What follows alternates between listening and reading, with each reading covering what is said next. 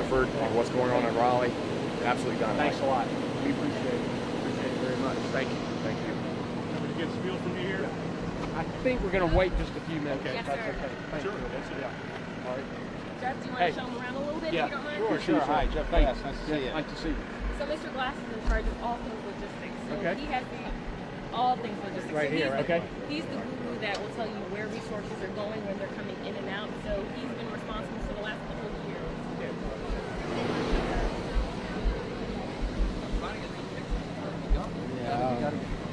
Okay. Hey, you're going up there. Yeah.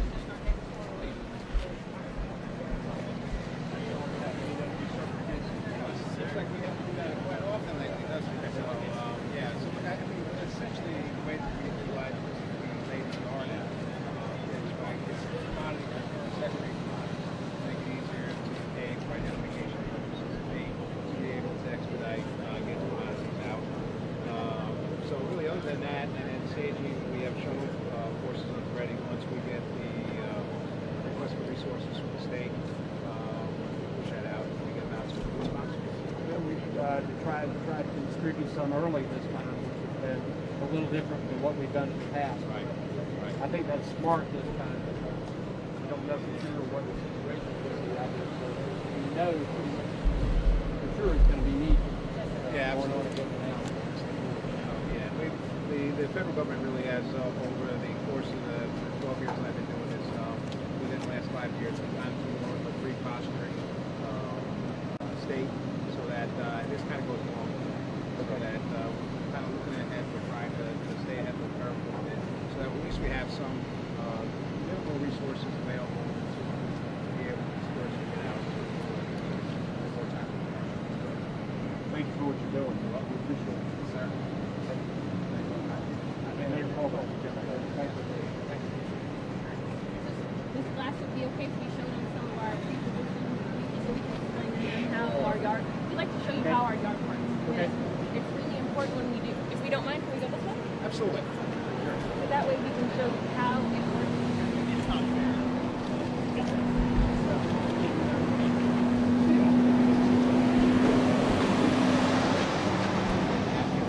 Exactly. Follow you. Last week we showed you well with that. Well, this is a very active area. I'm going to tell everybody to just very to careful, be please. very aware of what your surroundings are. I don't want to have to fill out the paperwork for people that get hurt or they get hurt. So this is essentially where we record what's coming in so that I know what's in the yard, so that I can pass it along to our state partners, which will say, okay, hey, this is what we got breaking currently, this is what we can push out. So this is our receiving area. We get right over here where this other trailer is, that's our exit area. That's where we do our processing going out. Essentially, you're looking at the yard setup. Left side of the yard right here is pretty much water. Right side of the yard are meals. Back of that, if you look all the way down below, we have there's probably 24, 25 trailer loads of generators for a generator mission. We have cots and blankets on the left side and the back. So again, it's we try to keep it as simple as possible, so that it's going to be easier for me to have you come and say, hey, I need a couple of loads of water, and you know where to go get them. And we will need them. Yes. So we just don't want these driving trucks. So we will need them. So we thank you guys for having it all here. Absolutely. I know that we already had numerous trucks already Yes. taking things out. So. Yeah, and I think probably if it holds to pass before all said and done on this particular site, I wouldn't be surprised if we had well over 1,000 trailers. It's not unusual. I've had 1,100 trailers on this site before, so I'm expecting that because there's so many agencies in so many states right now that are pulling from a lot of sources, they're getting it out as quickly as possible. But that's what I'm anticipating. So Great. we're ready. We appreciate it. Thank you. Thanks to Fort Bragg too for allowing us to do this here. Whatever the bond is. Yes, that was great. Thank you. Well, thank you guys.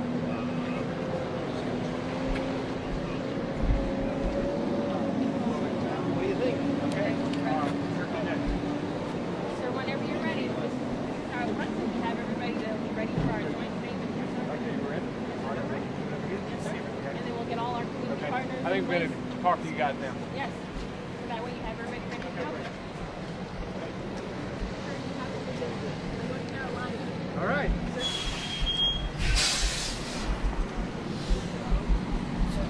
Ah! So, what family? Yeah.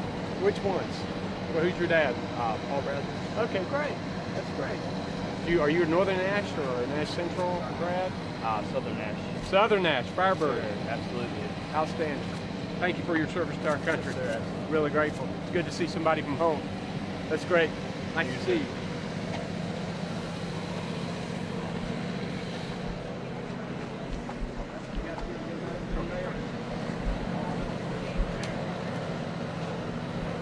Feel good about it?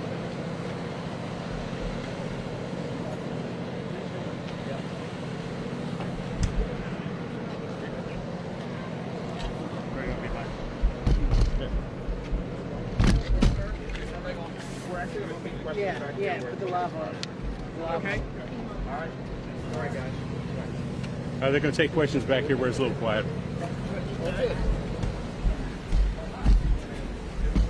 You got a stick in?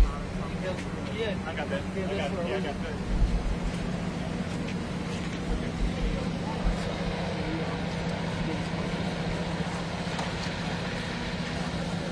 We're going to go back.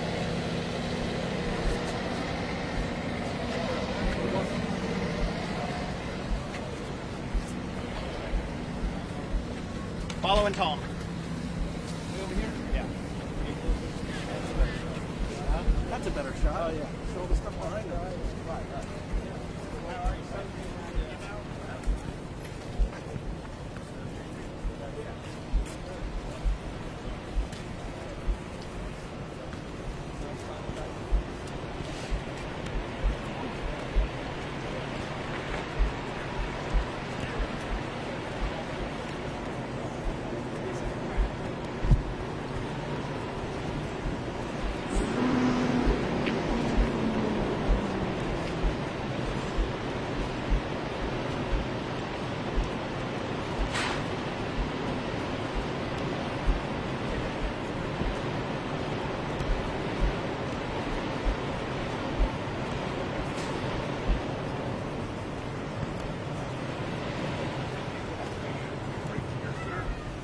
Them there or me here? You here, and then raise All right.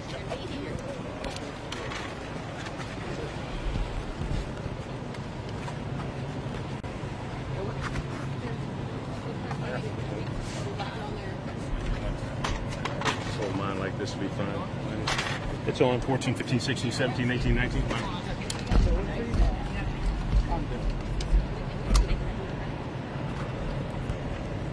Okay, guys, we're grateful to be here at Fort Bragg with our FEMA partners as North Carolina prepares for Hurricane Florence. I'm here with Senator Clark and Mayor Colvin, the mayor of Fayetteville, North Carolina. We've activated National Guardsmen. We're working 24/7 in our emergency management center. We're making sure that North Carolina is ready. Today I've ordered evacuation of these barrier islands. Already local governments have evacuation orders that are in place. We're telling people that they need to leave the evacuation areas. People need to hunker down and get ready for this storm. I know that North Carolinians are a hardy bunch, and we've seen a number of hurricanes and nor'easters and storms before. But this storm is different. This storm is going to be intense, likely historic, and deadly. And we're asking people not to try to ride out a monster. We need people to evacuate. They're putting their own lives at risk, as well as the lives of first responders who may come to try and help them. And in fact, particularly on these barrier islands, people may not be able to get to people early in the process. We're concerned about high winds, we're concerned about the storm surge, and we're concerned about inland flooding. We already know that there are numerous low-lying areas So our local governments are going to be on alert to be able to alert local people when to evacuate low-lying areas, because we know that will be subject to flooding. And we're asking people to prepare their emergency kit, get food and water, get their medications that they may need, pull together their important documents, particularly if you need to evacuate. Make a plan for your pets. Also, understand that a lot of people are going to be without power probably for several days, if not longer. So we're telling people that common sense and preparation can help us save lives, and we believe that we will get through this. I know the people of North Carolina will be strong, and I'll be glad to answer questions. You just talked with FEMA officials, Governor. What are they telling you they have here ready to distribute around? Our FEMA, I've talked to the president yesterday. I talked to the FEMA administrator, Brock Long, who is a native North Carolinian, by the way, and they have provided significant supplies, provisions that are here at the staging area. We've done something a little bit different for this hurricane. Usually you don't distribute until after the storm has passed. We've distributed to a number of areas now because we know that they will be needed, and so already food, water, supplies, cots, generators are already being distributed out there in places where we know we'll need it. And that decision was made because? Because this is a particularly intense storm. It's very big. We know that most parts of North Carolina will be affected. Usually when you have a hurricane, you sort of wait to see where supplies are needed most. We're pretty certain that most of North Carolina is going to be affected by the storm in some way. And particularly with the flooding issues and the fact that North Carolina seems to be in the bullseye right now. So we know that most of our counties and most every North Carolinian will be affected in some way. So getting from point A to point B after the storm? Absolutely. When water is high, when flooding is occurring, it'll be more difficult to get these supplies and provisions out to the places who need them. There'll be a lot of trucks. I know that one of the good things about North Carolina helping so many other states in the past, that those same states have said to us, we want to help you. So we have a number of states across the country that are helping us with heavy equipment, are helping us with personnel that we might need. And so this is going to be a coordinated effort among local, state, federal officials, and help from other states as well. Is this a decision that you made to distribute in advance from experiences from past storms? It was a joint decision made by our emergency management along with FEMA. We thought it was the best thing to do. This storm is a little bit different in that it may be historic in its intensity, in its breadth, and in its effect on North Carolina.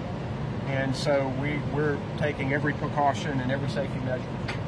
Our congressional delegation made a request to the president regarding the, I think it's a Stanford provision of the FEMA law. Did that get granted, do you know? The president has granted our declaration. I've talked with the congressional delegation. So we've got everything we need right now from federal authorities. We've talked to them about what we might need, and they stand ready. They're telling us they're ready to do that. And all this here on Fort Bragg is result of that decision? I'm sorry? Is all this here in Fort Bragg result of that decision, or that happened anyway? Well, Fort Bragg is a staging place that we've used before with hurricanes, so we believe that this was a good place to do it. We know that storms coming in this general area, and so this is a good place to do it. Coming in advance. Yeah, well, this is a staging area that's been used before, so I'm not sure I understand the question. Did the president's decision result in this stuff coming here today as opposed to after the storm? I think that would be coming anyway. What the declaration does is that it just eases any kinds of restrictions and it speeds up help to us more quickly. I can't answer specifically whether this is a result of the declaration, but I know FEMA was setting up to do this kind of thing anyway. Have you talked with the commander at Bragg, and is he willing to use Black Hawks and other resources here at Fort Bragg around the state? The personnel at Fort Bragg stand on ready to help us. One of the things they're doing here at the military base is making sure they're hunkered down and locked down and that their aircraft and their personnel are protected. But they do have people who are on the ready to help us if necessary. You haven't requested that yet? That's something that we'll see as things progress. But they stand ready. Yes. Talk about supplies. You guys have a lot of supplies, but what about funding? Are there going to be funds available right away for people who might need it? We expect that FEMA will be there for individual assistance for people and to help us with temporary housing. That's one of the things that a federal declaration does. So we'll be ready to help people immediately, and we'll just have to see what kind of damage that we have. And we want to make sure the first thing is to save lives and to make sure that people get where they need to get safely. That's why we are continuing to encourage people to abide by these evacuation orders that are in place. Do not try to ride out the storm. Any other questions? Thank you all. Thank you, guys.